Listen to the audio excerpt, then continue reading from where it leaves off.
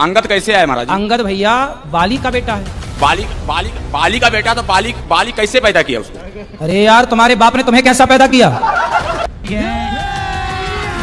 अभी मजा आएगा ना भिड़ो। पहले नकली संतों ने ब्रान मट्टी कर रखी जगत जनता की, झाड़े ला दिए, फूफा भूत काट दिए, हो बड़ा बड़ा शब्द सब बारह तो भूत निकल गया। रामचरितमानस में ग्रंथों में क्या लिखा है ये मानो। सुनो, सुना क्या है? रामचरितमानस में मैं आपको दिखा दूंगा महाराज जी। बेटा, आप भी अयोध्या में जो पढ़े कथा हैं। आप कह रहे हो ये कथा हमें पता है। कितने तेजस्वी लोग हैं हमारे पास, कितने शानदार विचार रखते हैं जी। पहला प्रश्न ये है कि जब प्रभु श्री रामचंद्र जी ने मैया सीता जी के साथ विवाह किया, लेकिन अयोध्या नगरी में जब आए तो उन्होंने 3 दिन भोजन क्यों नहीं किया था? पहला प्रश्न ये है प्रभु जी। 3 दिन भोजन नहीं किया? 3 दिन भोजन अयोध्या नगरी में प्रभु श्री रामचंद्र लेकर मैया सीता को आए, जो कि लक्ष्मी के अवतार है वो। तो 3 दिन भोजन नहीं किया, ऐसा आपकी बात हुई थी राम जी से क्या कि नहीं खाए? कई जगह से मैं सुना। अच्छा, सुना है, मतलब आपने देखा नहीं? देखे तो नहीं, लेकिन जैसे कहते हैं साधु संत महात्मा, इन्हीं के बीच में सुना। ऐसा है? हाँ जी। जो बात आप कह रहे हैं बात ठीक है, पर वो राम जी के लिए नहीं है, लक्ष्मण जी के लिए है। हाँ जी। ऐसा है, जितना मुझे पता है वो आप सुन लो। हाँ जी, हाँ जी। बाकी जो आप चाहते हैं सुनना शायद वो मुझे ना भी पता हो। हाँ जी महाराज जी। जब राम जी के साथ लक्ष्मण जी वनवास गए, हाँ जी। तो लक्ष्मण जी ने 14 वर्ष तक राम जी की सेवा की। हाँ जी। जब राम राजा बने, सिया जी रानी बनी, तो राम लक्ष्मण बैठे तो गुरु वशिष्ठ जी आए। हाँ जी। और गुरु वशिष्ठ जी ने कहा, राम तुम्हारे भाई जैसा भाई लक्ष्मण जैसा इस धरती पे कभी ना होगा। लक्ष्मण जी ने 14 साल पत्नी का स्पर्श नहीं किया। नींद नार भोजन तजे तेह के मागे मेर मात मरो। सुन लो गुरुजी, अब पूछे हो तो सुन लो। सुन ले जी। इन्होंने 14 साल तक पत्नी का स्पर्श नहीं किया, नींद का स्पर्श नहीं किया, नींद नहीं आई, और भोजन का नहीं किया भोजन। तब राम जी बोले, ना नींद नारी तो त्याग दी, पर भोजन तो किया है मैंने। इन्हें कंदमूल फल जो ये देते थे दोना भर भर के, मैं भी देता था। तो लक्ष्मण बोलो, तुमने भोजन किया कि नहीं?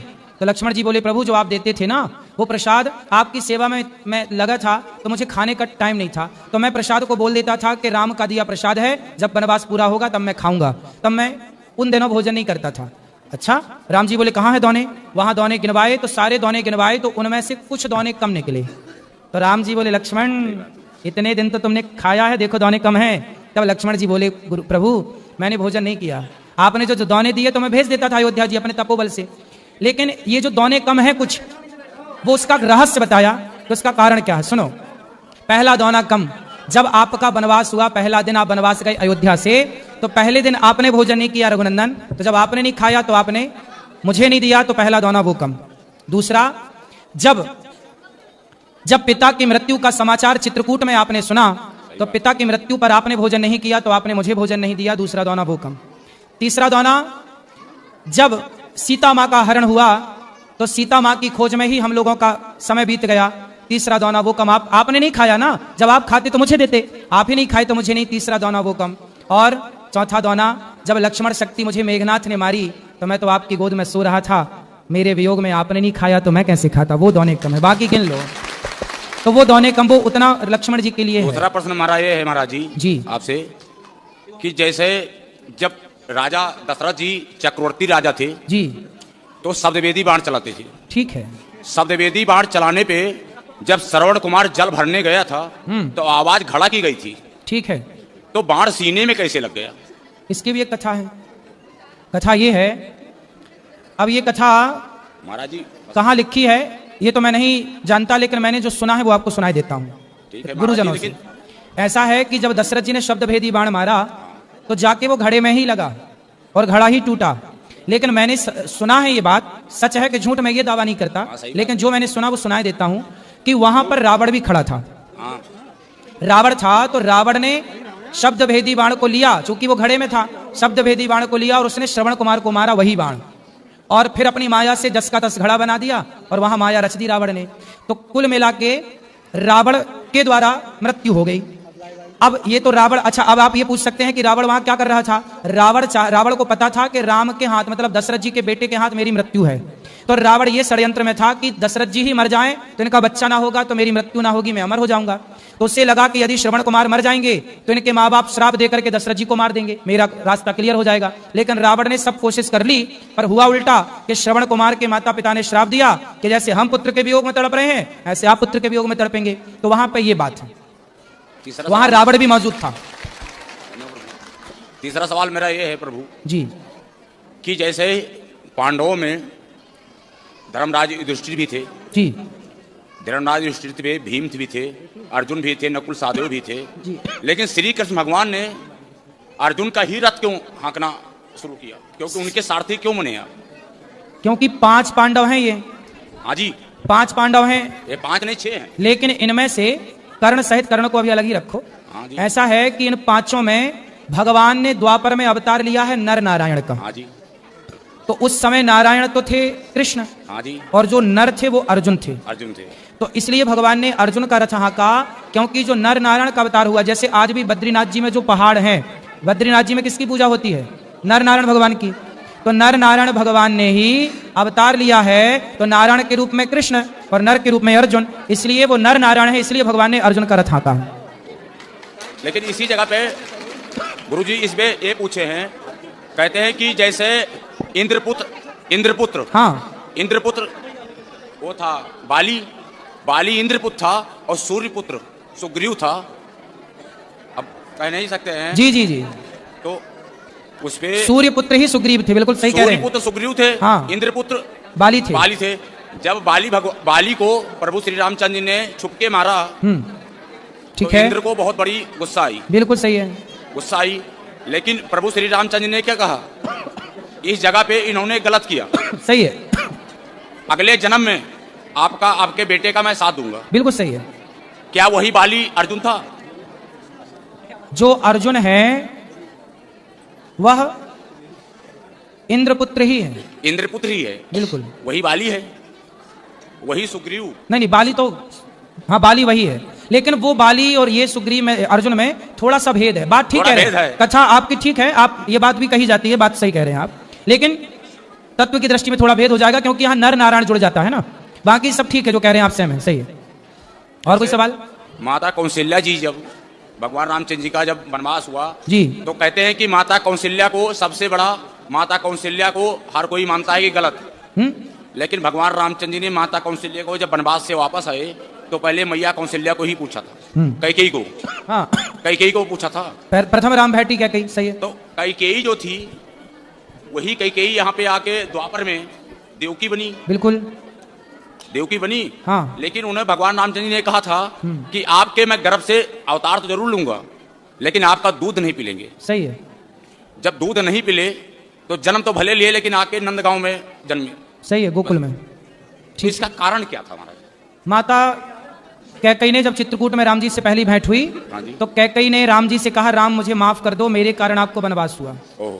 राम जी ने कहा, माँ आप तो माँ हो, कोई गलती ही नहीं की, मैं तो मानता ही नहीं कि आपने कोई गलती की है। नहीं राम, आपको बड़ा कष्ट उठाना पड़ा, मुझे माफ कर दो। तब राम जी बोले, माँ मैं नहीं मानता कि आपने कोई गलती की, फिर भी आप बताओ, आप जो मांगोगी मैं आपको दूंगा, क्या चाहती हैं आप? तब कैकेयी माँ ने कहा कि यदि अगली बार आप मेरा बेटा बन के आओ तब मैं समझूंगी कि आपने मुझे माफ कर दिया, यदि आप मेरा बेटा नहीं बनेंगे तो मैं मान लूंगी कि आपने मुझे माफ। तब भगवान राम ने कहा कि अच्छा मैं आपका बेटा तो बन जाऊंगा माँ, लेकिन मैं आपका दूध नहीं पीऊंगा, क्योंकि दूध पीने के पहले से मेरा फिक्स हो गया है, माता यशोदा का ही दूध पीऊंगा। महाराज जी लास्ट सवाल मेरा जी, मंदोदरी जो थी, हाँ, मंदोदरी किसकी पुत्री थी और अंगद किसका बेटा था? ऐसा है कि मैं नाम के, मंदोदरी किसकी पुत्री थी? हाँ, और अंगद किसका मंदोदरी बेटा की था? कथा है। हाँ, कथा। मंदोदरी की भी कथा है जो आप पूछ रहे हैं। मंदोदरी ऐसा है, मंदोदरी किसकी पुत्री थी और अंगद किसका बेटा था? अरे महाराज उत्तर तो देने दो। धन्यवाद प्रभु। मंदोदरी की जो कथा मुझे पता है, वो कथा इस तरह से है कि एक संतों की मंडली थी और संतों के बीच में भंडारा, उस संत का नाम क्या था? भोजन, संतों का है, संत का नाम क्या था वो नहीं, सप्तऋषि। वो तो सप्तऋषि बेटा, सप्तऋषि में 7 का नाम पता है आपको? कश्यपोत्री वशिष्ठस्य विश्वामित्रो हाँ जी, तो पता है महाराज जी, गौतम पता है। जमदग्नि भरद्वाज। ऐसा है, अभी ऋषि मैंने कह देने सवाल से, ऋषि कह दो तो सब हो गया। हाँ जी महाराज जी। तो संतों का वहां भंडारा था, हाँ जी। भोजन प्रसादी बन रहा था भगवान के लिए। तभी वहां पर एक जहरीला सांप आया ओहो, और खीर में जाकर के वो सांप गिर गया, या ये कहिए कि ऊपर से कोई पक्षी सांप को पकड़ के ले जा रहा था और खीर में जाके सांप गिर गया और खीर हो गई जहरीली। अब वो खीर परोसी जानी थी संतों को, अब संत खाते तो सारे साधु मर जाते। ये बात वहां पर एक मेंढकी देख रही थी, मेंढक और मेंढकी। तो मेंढकी वहां पर ये सब दृश्य देख रही थी कि सांप गिरा है और ये सब साधु खा जाएंगे तो मर जाएंगे। तो वहां पर एक मेंढकी जो थी, वो जब संत लोग आए परोसने, तो वो संतों के देखते देखते मेंढकी जाके उस खीर के पात्र में कूद गई और वो तो जल के मर गई, चूंकि गर्म थी। संतों को लगा भाई ये तो अशुद्ध हो गई खीर, चलो फेंक देते हैं। तो जब खीर फेंकी तो उसमें से सांप निकला। तब संतों को लगा अच्छा ये मेंढकी मरी नहीं है, हम सबकी रक्षा के लिए उसने आत्मसमर्पण कर दिया, आत्मदाह कर दिया। तब संतों ने कहा, अपने तपोबल से उन्हें जीवित किया, अपने तपोबल से उन्हें जीवित किया और कहा कि आज से तुम कन्या के रूप में रहो, हमारी बेटी के रूप में रहो। तो संतों ने उसे अपनी पुत्री के रूप में प्रकट कर लिया और वही जाकर के रावण की पत्नी बनी, मंदोदरी कहलाई। नहीं महाराज जी, वही है महाराज जी, रावण जी की पत्नी तो बनी, हाँ लेकिन सत ऋषि के यहाँ तो मेढकी से तो मंदोदरी बनी, ठीक है, एक लड़की बनी। हाँ तो टाइम तो लगी उसको, हाँ तो टाइम लगा ना, टाइम जब लगी, तुरंत उनके थोड़ी ब्याह हो गया। दो शिष्य भी थे महाराज जी। किसके? दो शिष्य भी थे सत ऋषि के। बहुत सारे शिष्य थे, ठीक है। नहीं, उसमें दो शिष्य ऐसे थे हाँ। जो रावण और बाली भी थे। तो आप वहां थे उस समय तीसरी? महाराज जी आप भी नहीं थे, हम भी नहीं थे। हाँ फिर ना आप थे ना मैं था। हाँ, हम तो थे ही नहीं। आपकी उम्र, एक मिनट, ऐसा है, एक मिनट, रावण का आपकी बाली, उम्र सुनो। 35 है, 31 हमारी भी है। सुनो, रावण का विवाह मंदोदरी से हुआ। हाँ जी। और वो मेंढकी से बने, ये मुझे पता है। नहीं तो अंगद इतना- कैसे आया? हैं? अंगद कैसे आया महाराज जी? अंगद भैया बाली का बेटा है। बाली का बेटा, तो बाली कैसे पैदा किया उसको? अरे यार, तुम्हारे बाप ने तुम्हें कैसा पैदा किया? तुम्हारे बाप ने तुम्हें कैसे पैदा किया? अपनी माँ से। वैसे ही हुआ, बाली की पत्नी से पैदा हुआ अंगद। महाराज जी मैं तो ये सुना हूँ। सुना क्या है एक मिनट आपने? सुनो। वो छोड़ो, पर रामचरितमानस में ग्रंथों में क्या लिखा है ये मानो। सुनो, सुना क्या है? सुनो। रामचरितमानस में मैं आपको दिखा दूंगा महाराज जी। बेटा, आप भी अयोध्या ये में जो पढ़े कथा हैं। आप कह रहे हो, ये कथा हमें पता है। लोग कहते हैं कि अंगद बाली का बेटा नहीं है, नहीं ऐसा है। कहा जाता है, ये लेकिन ये बात मंदोदरी का सत्य बेटा नहीं है। ये बात सत्य नहीं है। अंगद जब बाली मरा, तो बाली ने मरते समय अपने पुत्र अंगद का हाथ भगवान राम के हाथ में सौंपा कि नहीं? क्या था? फिर इसलिए बाली पुत्र ही अंगद, इसलिए सुग्रीव को राजा बनाया गया और अंगद को युवराज बनाया गया। बेटा था, बेटा ही तो युवराज बनेगा। यदि बाली का बेटा अंगद ना होता तो फिर युवराज कैसे बनता? युवराज मतलब आने वाला राजा। हाँ, फिर महाराज जी युवराज तो बनाया गया, आपकी बात सही है। हाँ। लेकिन जो बाली था वो मंदोदरी का ही पुत्र था। जब हनुमान जी लंका जा सकते थे, एक मिनट, ये सारी कथाएं, जब हनुमान जी लंका जा सकते थे, हाँ। हनुमान जी लंका जा सकते थे, ठीक है। तो अंगद दोबारा गया था। लेकिन काय- अंगद ने क्या कहा कि जाने से पहले अक्षय कुमार को मार क्या ना, कि वो मेरा सगा भाई है। अरे सगा भाई नहीं, ये दोनों भैया, एक ही बीच में विद्यालय ना में। बोलिए। सुनो बेटा, सुनो। अंगद जो है वो एक ही स्कूल में पढ़ता था अक्षय कुमार के साथ। अक्षय कुमार और अंगद की होती थी लड़ाई, तो अक्षय कुमार जो है वह, शांति से चुप रहो, दोनों की लड़ाई होती थी, तो अक्षय कुमार को अंगद मार देते थे। तो अक्षय कुमार ने गुरुजी से शिकायत कर दी, तो गुरुजी ने कहा कि आज के बाद यदि अक्षय कुमार ने एक थप्पड़ मार दिया तो अंगद तुम्हारी मृत्यु हो जाएगी। पहले तो आपको राम की डेफिनेशन बताते हैं, डेफिनेशन ऑफ गॉड। परमात्मा की कहानी सुनाते हैं। परमात्मा कहते किसे हैं? श्रीमद् भगवत गीता अध्याय नंबर 15 के श्लोक 16 और 17 में 3 पुरुष बताए हैं। पुण्यात्मा, यहां थोड़ा सा एक आपको थोड़ा सा सत्र करता हूं कि देखो आज मानो कितना इंटेलिजेंट हो गया। छोटे छोटे बच्चे इतने बड़े बड़े सब्जेक्ट को कंठस्थ याद कर लेते हैं और सफल हो जाते हैं। इसी प्रकार आप विद्यार्थी हैं इस अध्यात्म मार्ग के, तो इसमें आप जी ने बहुत ध्यान से और परमात्मा के इन सदग्रंथों को ध्यान से सुनना है और इनको थोड़े से दिन में आपका याद हो जाएंगे ये, जिस कारण से आप विचलित नहीं होगे। इसलिए आपको ये कथाएं सुनाई जाती हैं, रह रह कर उन सदग्रंथों के वो श्लोक और अध्याय बताए जाते हैं ताकि आप याद रखो और भी कोई पूछे उसको भगत को बता सको। फिर वो जाकर के अपने पास रखी हुई उन पुस्तकों को देखेगा कि इस भक्त ने जो श्लोक और मंत्र बताए हैं ये सही है कि गलत।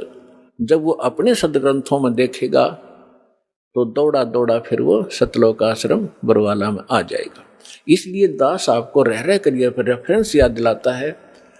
और जब पूरे विश्व में ये यथार्थ ज्ञान फैल जाएगा फिर केवल आपको भगवान की चर्चा सुनाया करेंगे। अब तो जब तक ये एग्जाम्पल उदाहरण नहीं दिए जाएंगे तो आप समझ ही नहीं सकते कि सचमुच कबीर इज गॉड। हम अभी तक तो उनको परमात्मा मान रहे थे जो परमात्मा नहीं थे। परमात्मा की डेफिनेशन बताता हूं।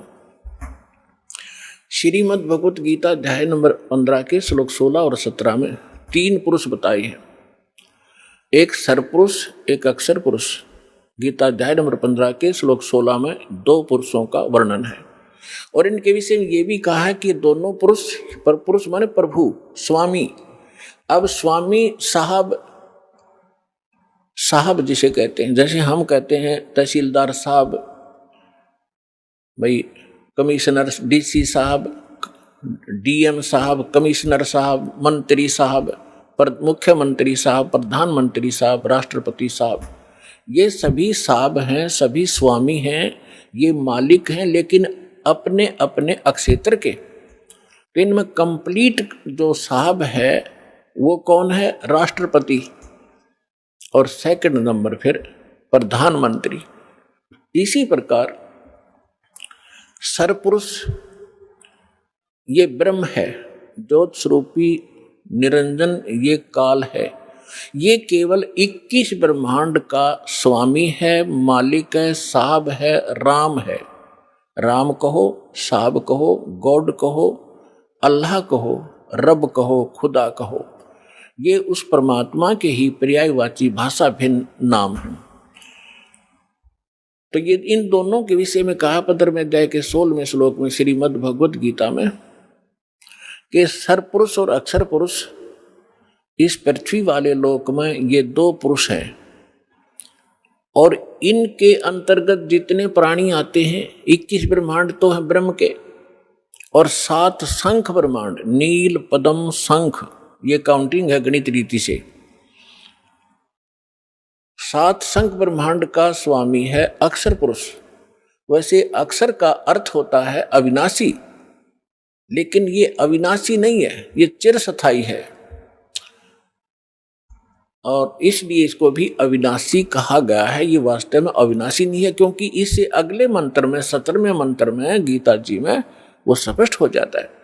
इसमें क्या बताया कि सरपुरुष और अक्षर पुरुष तथा इनके अंतर्गत जितने प्राणी शरीरधारी हैं ये सभी नाशवान हैं, इंक्लूडिंग सरपुरुष और अक्षर पुरुष।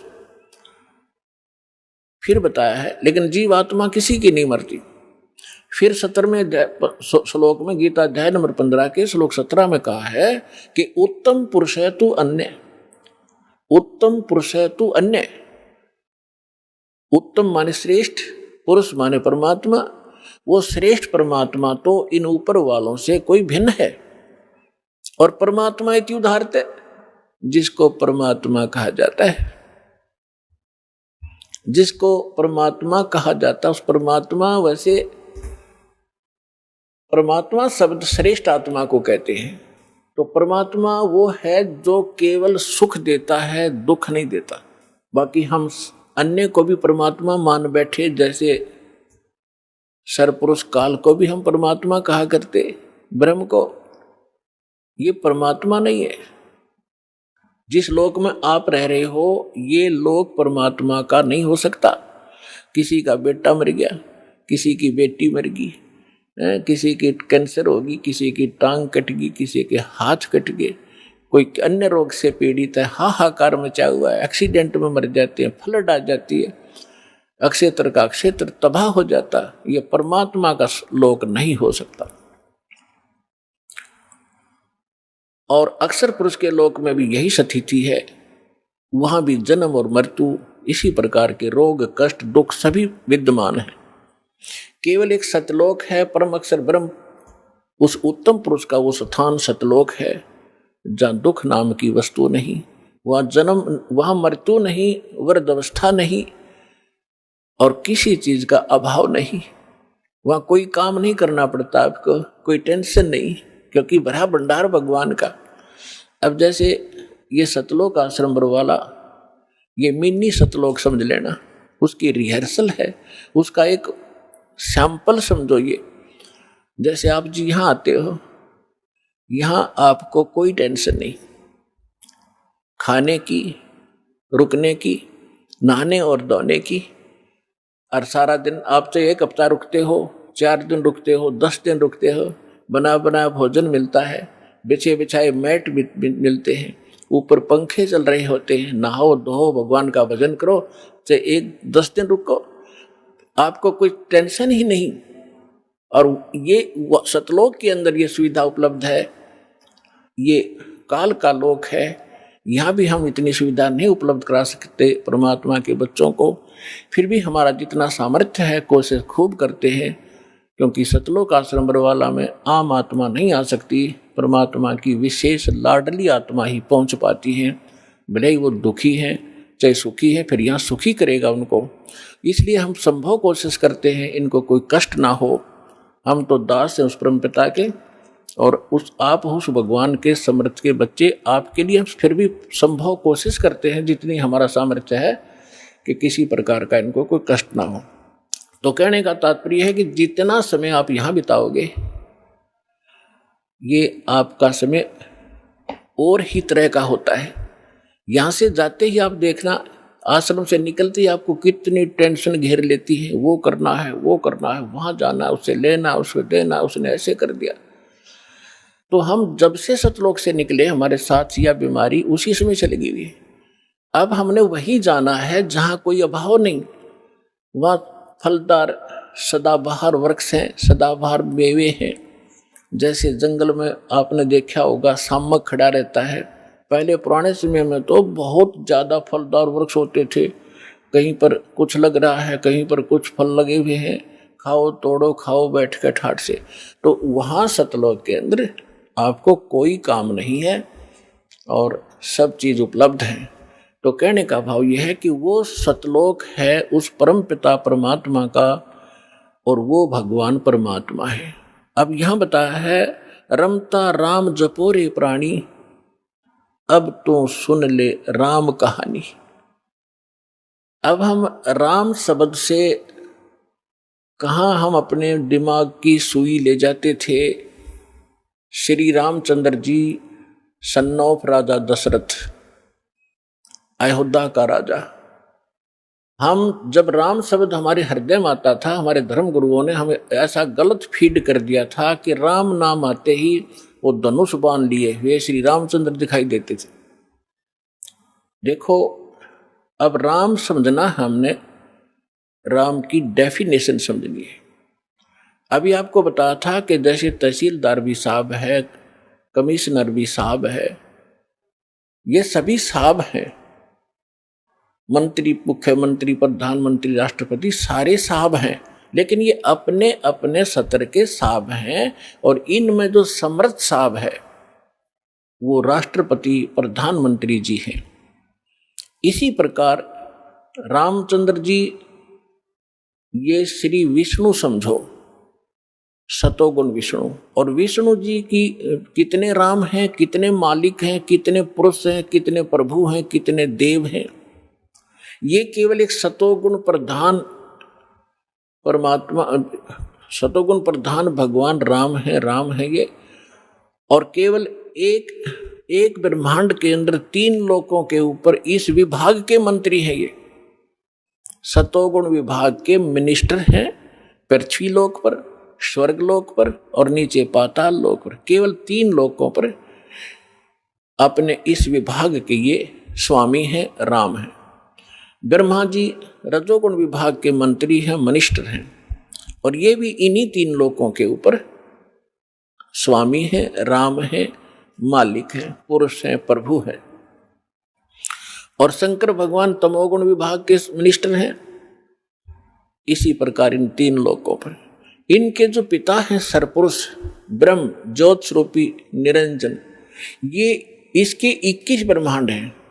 एक ब्रह्मांड समझो एक प्रांत है,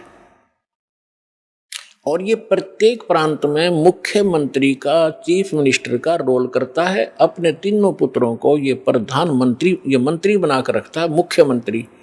मुख्य में यहाँ वाला मुख्यमंत्री नहीं, यानी अन्य से जैसे देव और भी हैं, जैसे जल का देवता वरुण है और धन का देवता कुबेर है, ऐसे ये अलग अलग जो और देवता हैं, जैसे सूर्य प्रकाश स्रोत का देवता भगवान प्रभु सूर्य है। सूर्य ये आग का गोला नहीं है, एक देव है जो इन प्रकाश स्रोतों का स्वामी है। जैसे बिजली मंत्री होता है, बिजली मंत्री, विद्युत मंत्री वो कोई पत्थर का नहीं होता, या कोई वो बिजली चमकती हुई नहीं होता, वो एक इंसान होता है, उसके कंट्रोल में बिजली विभाग होता है।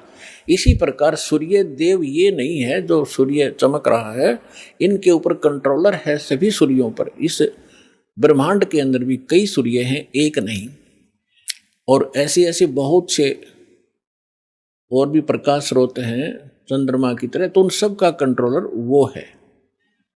ऐसे तो कहने का भाव ये है कि ये केवल 21 ब्रह्मांड का स्वामी है सरपुरुष, और अक्षर पुरुष 21 ब्रह्मांड, 7 संग ब्रह्मांड का राम है, 7 संग ब्रह्मांड का स्वामी है, मालिक है। और परम अक्षर ब्रह्म, पूर्ण परमात्मा, उत्तम पुरुष है तू अन्य, वो कबीर देव जो है परम अक्षर ब्रह्म, वो असंख्य ब्रह्मांड का राम है, मालिक है, स्वामी है। तो अब क्या बताते हैं, रमता राम जपो रे प्राणी, अब तो सुन ले राम कहानी। कच्छ मच्छ कूरम ना होते, धौल धरनी नहीं ध्यानी। चंद सूरज 2 दीपक ना थे पवन और पानी। भाई कच्छ मच्छ ये कूरम ना होते, धौल धरनी नहीं ध्यानी। चंद सूरज 2 दीपक ना थे पवन और पानी। ब्रह्मा विष्णु महेश नहीं होते, नहीं लक्ष्मी नहीं गौरज रानी। सावत्री नहीं सनकादिक तब होते अलख बिनानी।